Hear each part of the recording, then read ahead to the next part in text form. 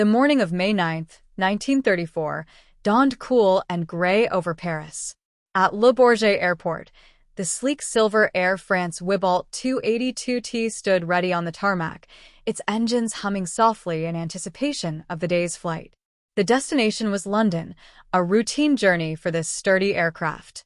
The passengers, bundled in their finest travel attire, stepped aboard, each carrying their hopes, dreams, and a bit of curiosity about their adventure across the skies.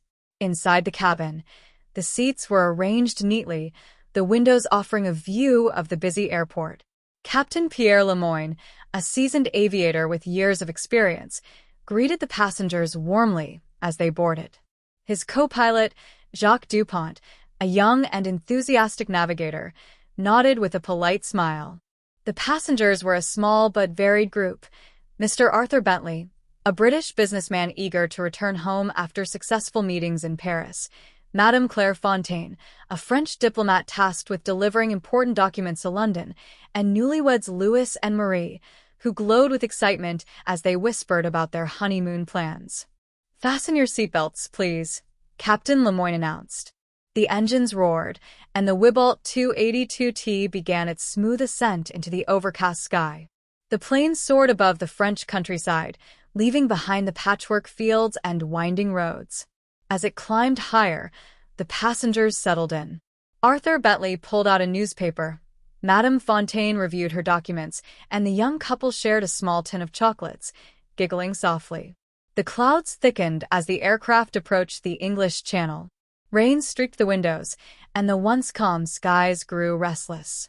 Inside the cockpit, Captain Lemoyne kept a steady hand on the controls, his eyes flicking to the instruments. "We're hitting some turbulence," he said to Jacques Dupont, who nodded and adjusted their course slightly. The passengers noticed the plane's gentle sway. "Just some bumps," Louis whispered to Marie, squeezing her hand. But beneath the surface, trouble was brewing. The steady hum of the engines faltered, a stutter that sent a ripple of unease through the cockpit. Jacques checked the gauges and frowned. "Captain, we've got a drop in oil pressure on engine 2. "Let's monitor it," Lemoyne said calmly, though his jaw tightened. Moments later, the sputtering grew louder, and the second engine gave out entirely. The plane jolted, dipping slightly before Lemoyne regained control. A tense silence fell over the passengers, broken only by the rattling of the fuselage. "This isn't good," Lemoyne muttered, issuing a mayday call. "Mayday, mayday.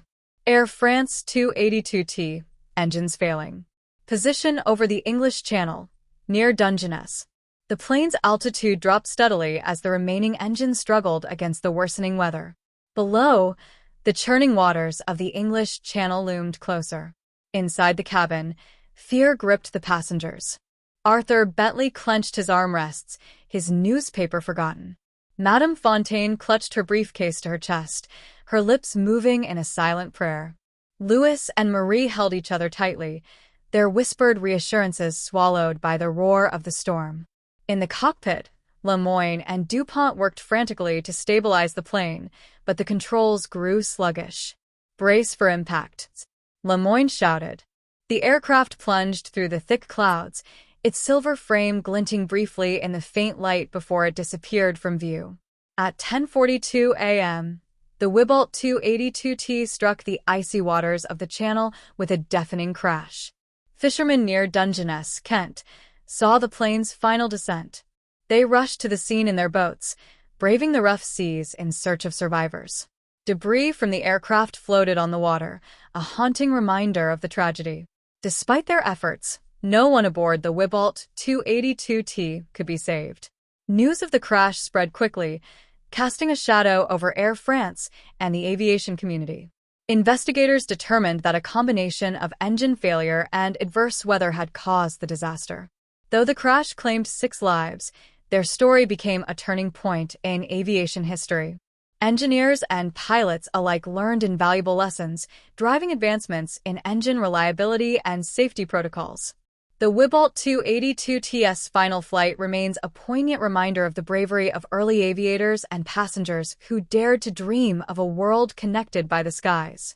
In their memory, the world of flight grew stronger, safer, and ever more determined to conquer the challenges of the heavens.